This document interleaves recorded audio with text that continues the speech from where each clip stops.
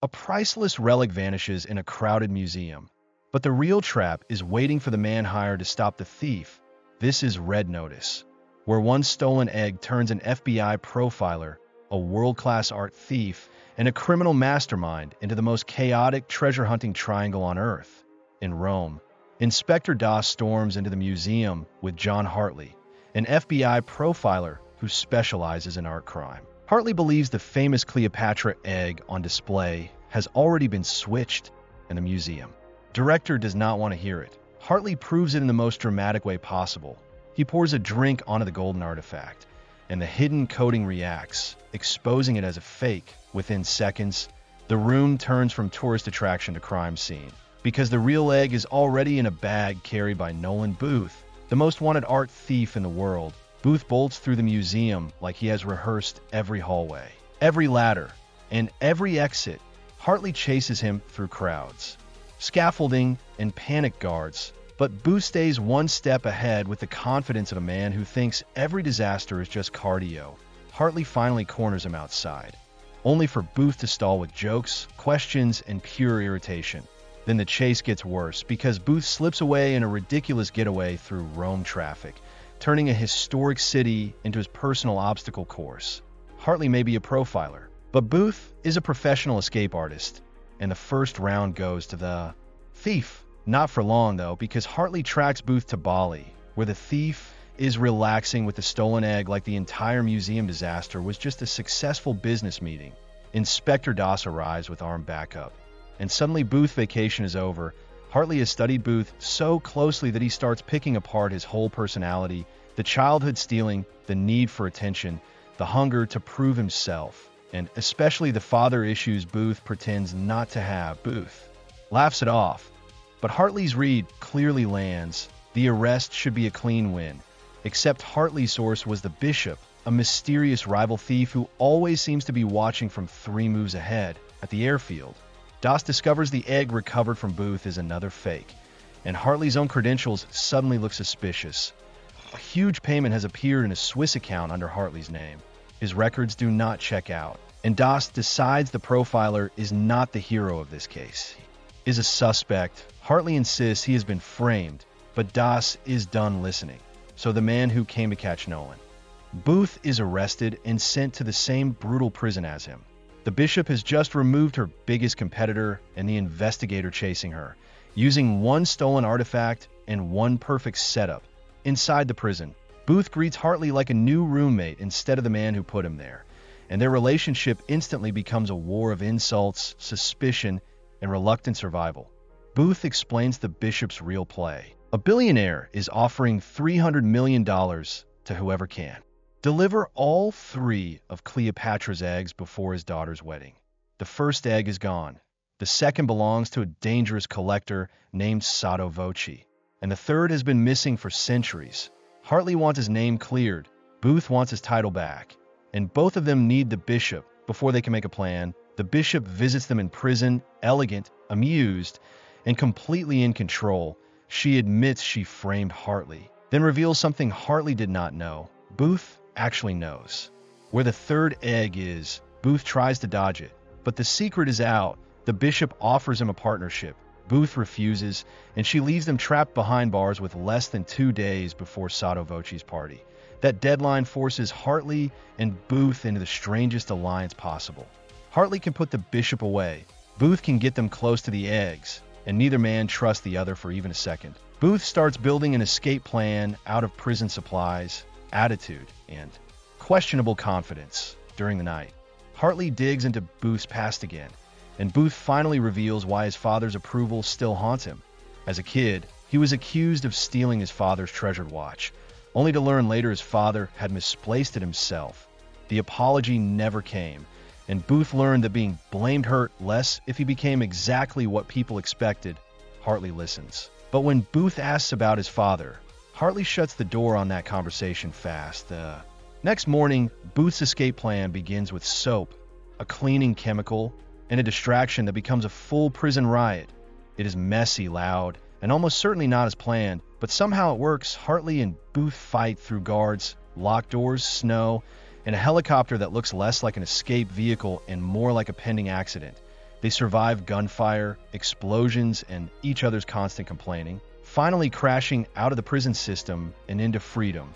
The partnership is officially real now, even if both men hate the word. Meanwhile, the bishop shows how she stays ahead by calmly breaking into an Interpol office and using the investigator's own system to track her competition.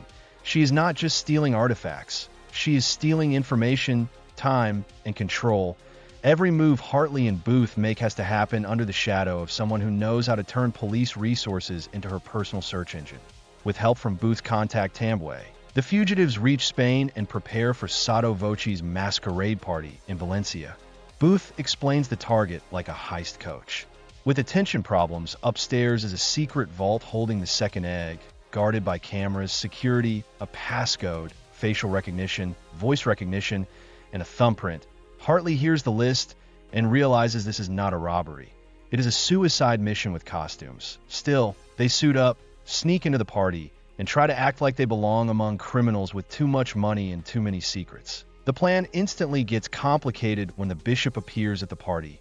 Hartley approaches her instead of staying focused. Because he cannot resist the chance to confront the person who ruined his life, she toys with him on the dance floor, reminding him he has no badge, no jurisdiction, and no leverage. Booth, meanwhile, uses Sotto Voce's ego against him, knowing the host cannot stand another man dancing with the most desirable woman in the room. Booth gets Sotto Voce close enough to begin the next stage of the plan. During a speech, Booth creates a diversion, spills wine on Sotto Voce, and gets the collector dragged away to be cleaned up. Hidden in the chaos, he and Hartley collect the pieces they need: a phone, a thumbprint, voice data, and enough luck to keep breathing. Their deepfake trick opens the vault, and for one shining second, it looks like the plan actually worked. Then DOS arrives, because no one in this movie is allowed to enjoy success for more than 3 breaths. Hartley chooses the egg over surrender and escapes with Booth into the vault, only to find the bishop already there. She now has 2 eggs in reach and offers Booth another chance to join her. When he refuses, Sotto Voce enters and reveals he is working with the bishop, which turns the whole heist upside down. Hartley and Booth are captured, and the bishop switches from playful rival to ruthless interrogator. She needs the location of the 3rd egg, and she believes Booth will talk if Hartley suffers enough. Booth finally breaks, revealing that the 3rd egg is hidden inside a secret chamber in the Great Pyramid, a place connected to his mother's work as an Egyptologist. The bishop and Sotto Voce celebrate, but the victory is not as clean as they think, because Booth's story was a lie. Once Hartley and Booth escape their restraints, Booth admits the pyramid location was fake. The real clue comes from his father's watch, the same object tied to his childhood pain, and the real trail leads not to Egypt, but to Argentina, after a chaotic escape through Sotto Voce's bullring, where Hartley's nature documentary knowledge proves almost useless. The 2 men flee by train and start talking like people who might actually understand each other. Hartley admits his father was a con man who left his family. Booth admits the 3rd egg is connected to a long-buried secret from the final days of the Second World War. According to Booth, a Nazi art dealer named Rudolf Zeig fled to Argentina with mysterious cargo, and treasure hunters spent decades searching for the hidden bunker he may have built. Booth's father, obsessed over the mystery, bought Zeig's watch and never solved it. But inside that watch, Booth later found the real coordinates. Hartley realizes the case has become more than a job for both of them. It is about fathers, lies, and proving who gets to write the ending in the Argentine jungle. The coordinates seem useless at first. Hartley is furious, Booth is defensive, and the whole trip looks like another dead end.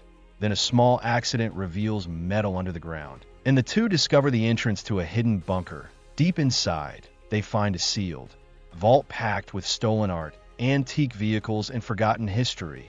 It is the kind of treasure room thieves dream about and law enforcement nightmares are built from.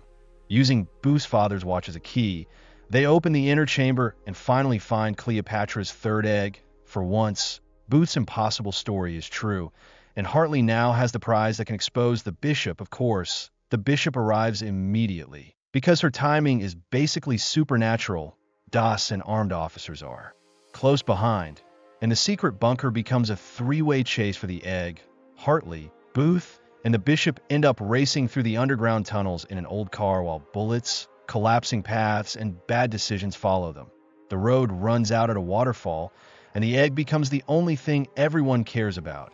Hartley and Booth escape the crash, barely, and drag themselves onto the riverbank. Booth believes they have won because Das is arriving and the bishop is cornered. He brags that.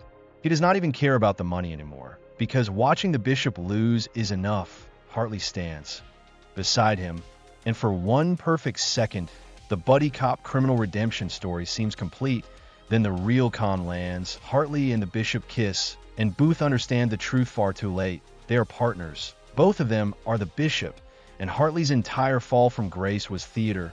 The prison, the friendship, the father confession, the desperate need to clear his name. All of it was designed to make Booth lead them to the third egg. Even the painful interrogation at Sotto Voce's villa was part of the act, just convincing enough to fool Booth. Hartley was never chasing the bishop. He was half of the bishop, and Booth was the mark from the beginning.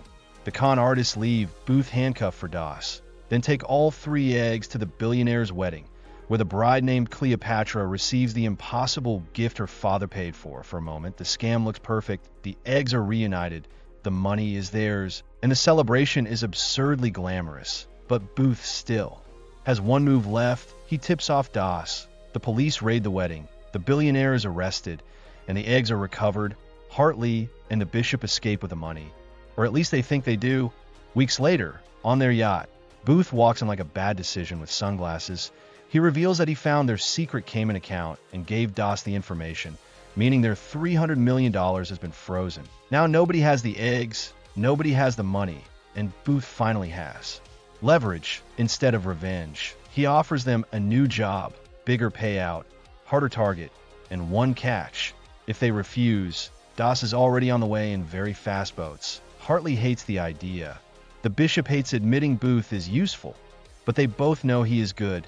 The 3 thieves form a new alliance, not because they trust each other, but because betrayal is practically their love language. The movie ends at the Louvre, where Das finds an empty yacht and realizes the game has already moved on. Hartley, Booth, and the bishop stand together before their next impossible target, ready to steal everything, including the ending. If you enjoyed watching 3 professional liars discover they deserve each other, keep your own eggs locked up. And maybe do not trust a guy who says he is only here to clear his name. Make sure to subscribe and turn on notifications so you can watch more videos like this. Thanks for watching.